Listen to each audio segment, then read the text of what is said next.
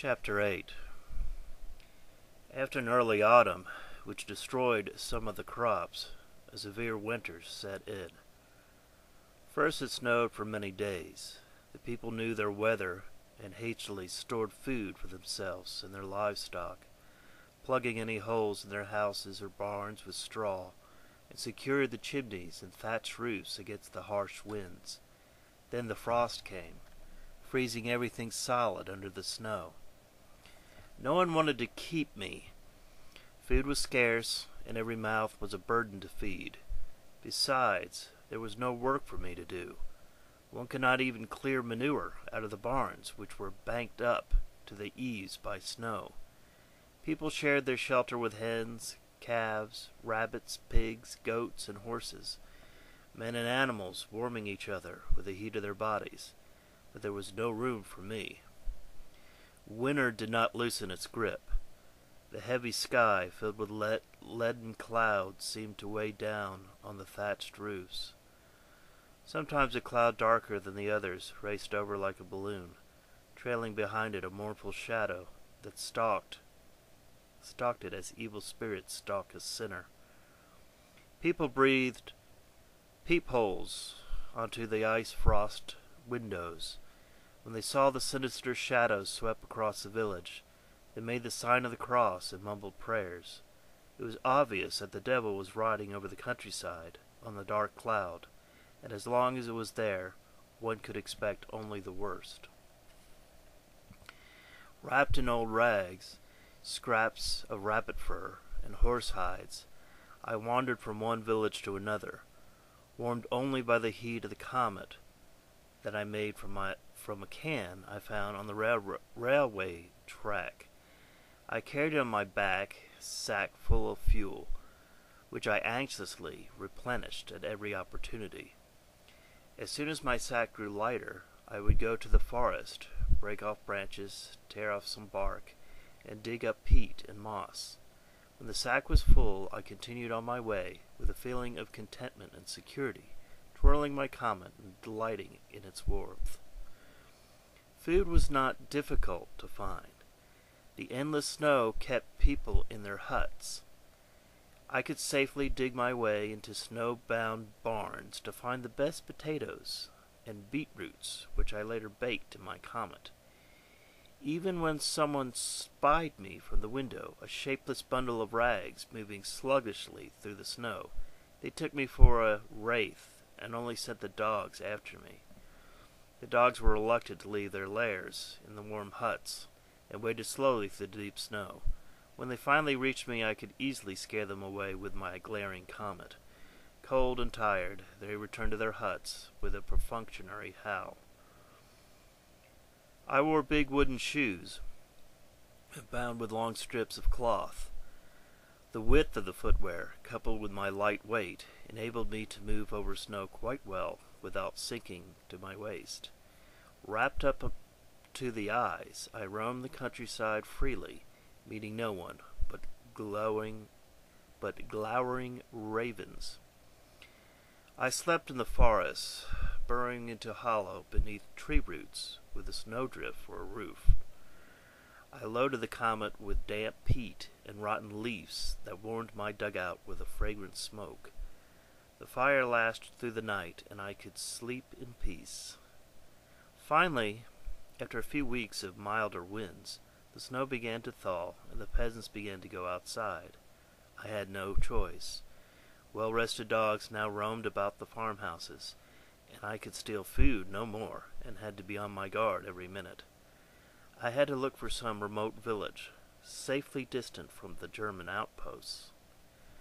During my wanderings through the forest, splotches of wet snow often fell on me, threatening to choke my comet. On the second day I was halted by a cry. I crouched behind a bush, afraid to move, listened intently to the rustling trees. I heard the cry again. Some crows flapped their wings, scared by something, moving stealthily from the cover of one tree to another. I approached the source of the sound. On a narrow, soggy road I saw an overturned cart and horse, but no sign of a person. When the horse saw me, it pricked its ears and tossed its head. I came closer. The animal was so thin that I could see its every bone. Every strand of emasculated muscle hung like a wet rope. It looked at me with the dim, bloodshot eyes that seemed about to close. It moved its head feebly, and frog-like croak rose from its thin neck. One of the horse's legs were broken above the fetlock. A sharp splinter of broken bone protruded, and every time the animal moved its leg, the bone cut farther into the skin. Ravens circled over the stricken beasts, hovering upward and downward, persistently keeping their watch. Now and then one of them would perch on the trees and send lumps of wet, thawed snow cascading to the ground with a thud of potato pancakes flapped into a pan. At every sound the horse wearily lifted its head, opened his eyes, and looked about. Seeing me walk around the cart, the horse switched its tail invitingly. I approached him and put his heavy head on my shoulders, rubbing against my cheek. As I stroked his dry nostrils, he moved his muzzle, nuzzling me closer. I bent down to examine his leg. The horse turned his head toward me, awaiting my verdict. I encouraged him to take a step or two. He tried, groaning and stumbling, but it was useless. He lowered his head, ashamed and resigned. I grasped his neck, feeling it still pulse with life. I tried to persuade him to follow me. Staying in the forest could only mean his death. I spoke to him about the warm stable, the smell of hay, and assured him that a man could set his bone and heal it with herbs. I told him about the lush meadows still under snow, only awaiting spring. I admitted that I succeeded in bringing him back to the local village and returning him to his owner. My relations with the local people might improve. I might even be able to stay on the farm. He listens, squinting at me from time to time, to make sure that I was telling the truth. I stepped back and urged him to walk with a gentle tap of the twig. He swayed, lifted his injured leg high. He hobbled, but finally I persuaded him to move. Progress was slow and painful. The horse occasionally stopped and slumped motionless. Then I would put my arms around his neck, hug him, and lift the broken leg. After a while he would start walking again, as if moved by some recollection, by some thought that had temporarily slipped from his mind. He missed a step, lost his balance, stumbled. Whenever he walked to the broken leg, the splintered bone emerged from under the skin, so that he walked in the snow and mud almost on the stump of a bare bone. Each of his pained neighs shattered me. I forgot the clogs on my feet, and felt for the moment as if I were walking on the jagged edges of my shin bones, heaving a moan of pain with every step. Exhausted, covered with mud, I reached the village with the horse. We were immediately surrounded by a pack of snarling dogs. I kept them at bay with my comment, singling the fur of my most vicious ones. The horse stood by impassively, sinking into a torpor. Some peasants came out of their huts. One of them was the pleasantly surprised owner of the horse, which had bolted 2 days previously. He chased away the dogs and examined the broken leg, after which he declared that the horse would have to be killed. His only use would be to provide some meat, a hide for tanning, and bones for medicinal purposes. Actually, in that area, the bones were the most valuable item. The treatment of serious illness consisted of several days of draughts of an infusion of herbs mixed with ground horse bones. Toothaches were treated by a compress made of frog's thighs with some powdered horse teeth. Burnt horse hoofs were certain to cure colds within 2 days, while the hip bones of the horse, placed on an epileptic's body, helped the patient to avoid seizures. I stood aside while the peasant examined the horse. My turn came next. The man looked me over carefully and asked me where I had been before and what I had done. I answered as cautiously as possible, anxious to avoid any stories which might arouse his suspicion. He wanted me to repeat what I had said several times and laughed at my unsuccessful attempt to speak the local dialect. He asked me time and again if I were Jewish or gypsy orphan.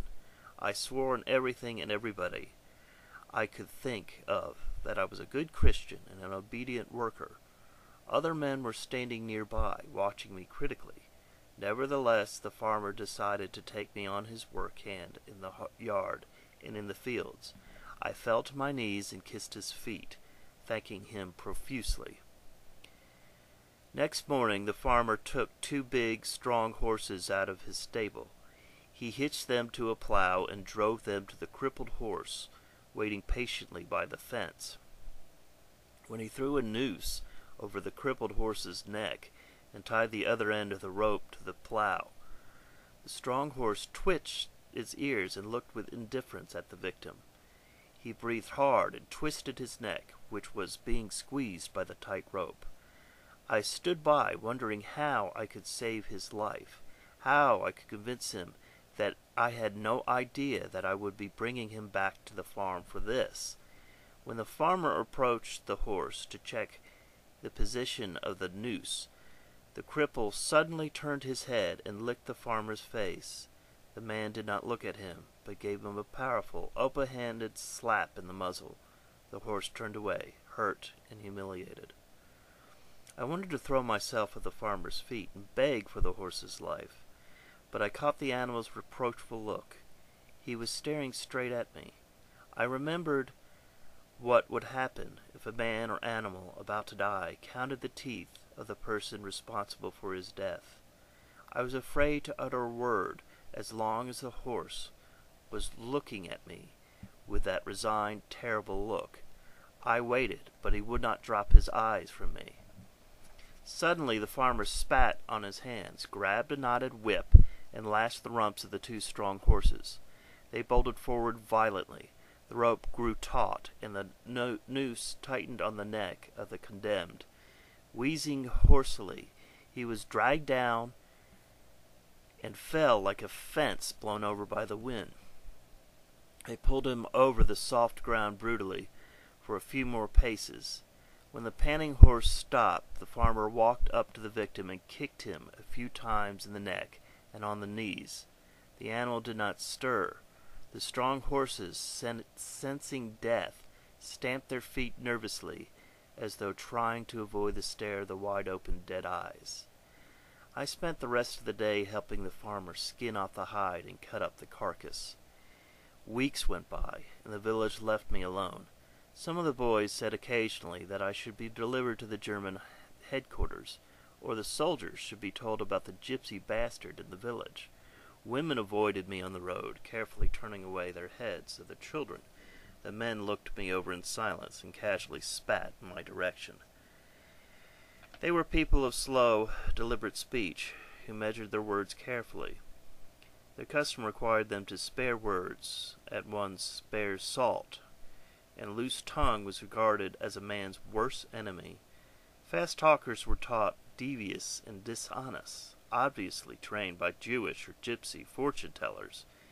People used to sit in the heavy silence, broken only infrequently by some insignificant remark. Whenever speaking or laughing, everyone would cover his mouth with his hand to avoid showing his teeth to ill-wishers. Only vodka managed to loosen their tongues and relax their manners. My master was widely respected and often invited to local weddings and celebrations. Sometimes the children were well and neither his wife nor his mother-in-law objected. I was also taken along. At such receptions, he ordered me to display my urban accent to the guests, and to recite the poems and stories I had learned before the war from my mother and nurses.